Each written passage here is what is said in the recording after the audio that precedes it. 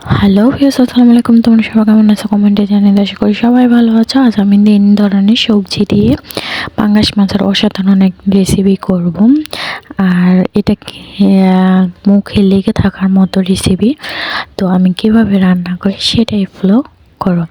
তো প্রথমে আমি পাঙ্গাস মাছগুলো ধুয়ে কেটে ফ্রেশ করে নিয়েছি। এরপর আমি মাছগুলো কড়াইতে তেল গরম দিয়ে দিয়েছি। পরে একটু ঢাকনা দিয়ে ঢেকে দিয়েছিলাম।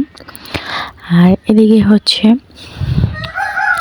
মাছটা আমি কড়া করে ভেজে নিয়েছি। আর দ্রুত করতেছি, লেট হয়ে গেছে এজন্য। তো কড়াইটা প্রচুর গরম ছিল, তেলটাও পুড়ে যাচ্ছিল। তো শেষমেশে দেখো যে কড়াইতে পেঁয়াজ কাঁচামরিচ কুচিগুলো মাছের তেলে দিয়ে দিলাম। আর একটু পানি দিয়ে দিলাম মশলা কষানোর জন্য। তো মশলার জন্য আমি হলুদ গুঁড়ো আর মরিচ গুঁড়ো দিয়ে দিচ্ছি। আর লবণ, তারপরে এই যে আদা বাটা ছিল সব কিছু কিন্তু আমি দিয়ে দিচ্ছি। তো এই যে লবণটা এখন দিয়ে দিলাম। আর মরিচগুলো কম হয়েছে এই জন্য আর একটু বাড়িয়ে দিলাম।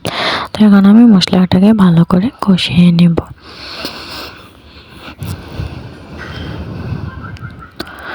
আর শীতের দিনে কিন্তু পাঙ্গাস মাছ এভাবে রান্না করলে খেতে খুব মজা হয়।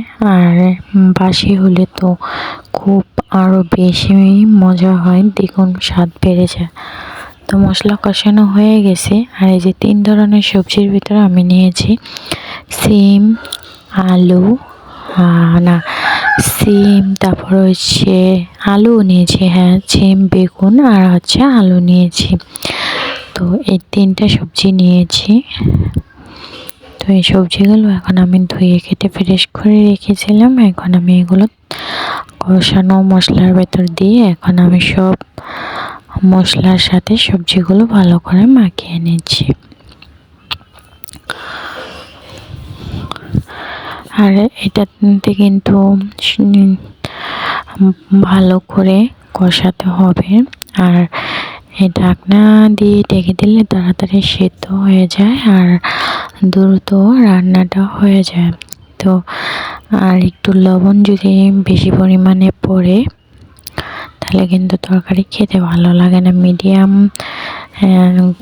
লবণ দিতে হয় বুঝে শুনে। তো আমি প্রায় সময় আমার লবণ কখনো এত বেশি হয় না, মাঝে মাঝে কম হয় কিন্তু কখনো বেশি হয় না। তো দেখে যে আমি তরকারির জন্য ঝোল দিয়ে দিলাম। এখন আমি আবার ঢাকনা দিয়ে ঢেকে দিচ্ছি আর জালটা বাড়িয়ে দিচ্ছি যেন তাড়াতাড়ি হয়ে যায়। তো এদিকে একটু নাড়াচাড়া করে দিচ্ছি ঢাকনাটা তুলে।